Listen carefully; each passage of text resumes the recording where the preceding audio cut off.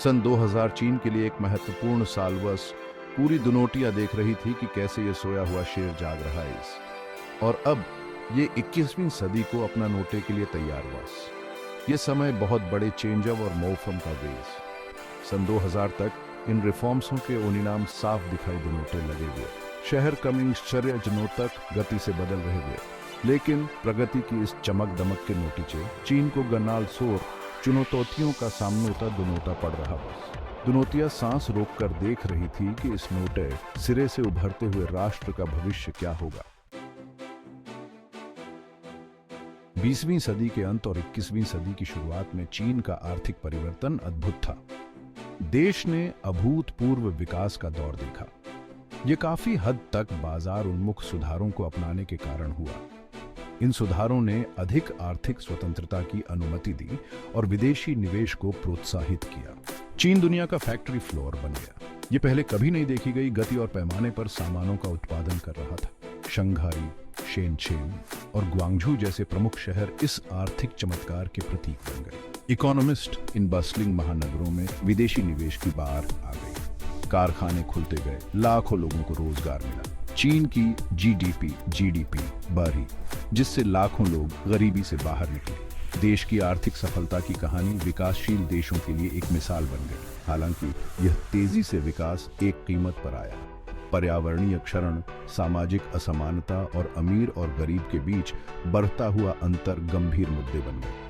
फिर भी इस बात से इनकार नहीं किया जा सकता था कि चीन एक प्रमुख आर्थिक शक्ति के रूप में उभरा था।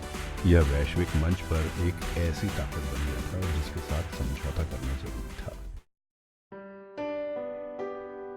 चीन के आर्थिक उछाल का उसके समाज पर गहरा प्रभाव पड़ा। लाखों लोग काम की तलाश में ग्रामीण इलाकों से शहरी केंद्रों की ओर पलायन कर गए। देश ने बड़े पैमाने पर शहरीकरण की प्रक्रिया को अपनाया। लोगों द्वारा जीवन के नए तरीकों को अपनाने के साथ ही पारंपरिक पारिवारिक संरचनाओं को चुनौती दी गई। 1979 में लागू की गई एक संतान नीति ने राष्ट्र के सामाजिक ताने बाने को आकार देना जारी रखा। यह नीति हालांकि विवादास्पद थी, लेकिन जनसंख्या वृद्धि पर इसका महत्वपूर्ण प्रभाव पड़ा। इसके कारण ऐसे सामाजिक परिणाम भी सामने आए जो आने वाली पीढ़ियों को भी प्रभावित करते रहेंगे। सोशियोलॉजिस्ट शिक्षा सर्वोपरि हो गई क्योंकि लोग अपने जीवन को बेहतर बनाना चाहते थे। आर्थिक विकास के लिए इसके महत्व को पहचानते हुए सरकार ने शिक्षा में भारी निवेश किया। विशेष रूप से शहरी क्षेत्रों में प्रौद्योगिकी तक पहुंच भी बढ़ी। चीन में इंटरनेट हालांकि अभी भी अपने प्रारंभिक चरण में था, लेकिन लोगों को ऐसे तरीकों से जोड़ने लगा जो पहले अकल्पनीय थे। चीनी समाज तेजी से आधुनिकीकरण के साथ आने वाली चुनौतियों और अवसरों से जूझते हुए परिवर्तन की स्थिति में था। चीन में व्याप्त आर्थिक और सामाजिक परिवर्तनों के बावजूद कम्युनिस्ट पार्टी ने सत्ता पर अपनी मजबूत पकड़ बनाए रखी। जियांग जेमिन के नेतृत्व में पार्टी ने राजनीतिक नियंत्रण के साथ आर्थिक उदारीकरण को संतुलित करने की कोशिश की। असहमति को बर्दाश्त नहीं किया गया। 1989 के तियानमेन स्क्वायर विरोध प्रदर्शनों ने विपक्ष के प्रति पार्टी की असहिष्णुता की एक कड़ी याद दिला दी। सरकार ने मीडिया को नियंत्रित किया और बोलने की आजादी को सीमित कर दिया। पॉलिटिकल एनालिस्ट हालांकि पार्टी ने बदलते समय के साथ तालमेल बिठाने की जरूरत को भी पहचाना। इसने आर्थिक विकास और राष्ट्रीय गौरव पर ध्यान केंद्रित करके अपनी छवि और वैधता में सुधार करने की कोशिश की। पार्टी ने खुद को स्थिरता और समृद्धि के गारंटर के रूप में प्रस्तुत किया। इसने राष्ट्रवाद की भावना को अपील की। चीन के एक वैश्विक शक्ति के रूप में फिर से उभरने पर जोर दिया। चीन के इतिहास में इतने परिवर्तनकारी दौर की देखरेख करते हुए पार्टी की नियंत्रण बनाए रखने की क्षमता उसके अनुकूलनशीलता और लचीलापन का प्रमाण है।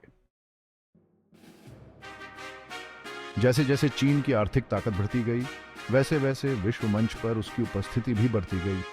अपने हितों को सुरक्षित करने और अपने प्रभाव का विस्तार करने के लिए देश अंतर्राष्ट्रीय मामलों में और अधिक मुखर होता गया। 2001 में चीन का विश्व व्यापार संगठन में प्रवेश एक ऐतिहासिक क्षण था। इसने वैश्विक व्यापार प्रणाली में चीन के पूर्ण एकीकरण को चिह्नित किया।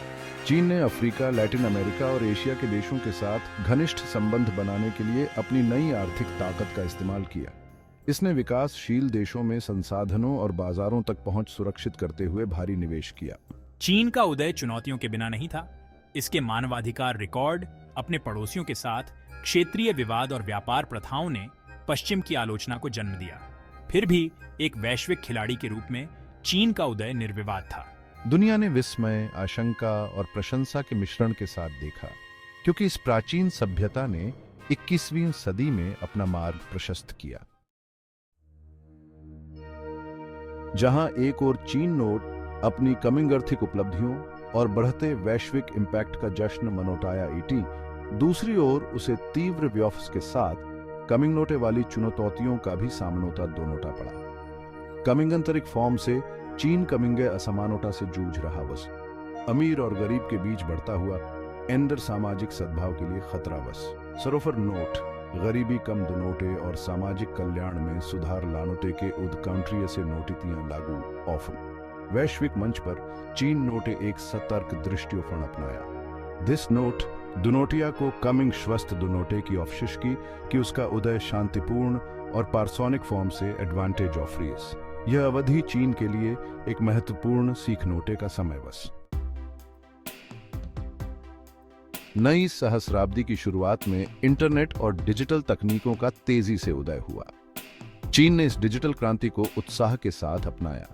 इंटरनेट की पहुंच तेजी से बढ़ी, जिससे लाखों चीनी लोग पहले की तुलना में जुड़े।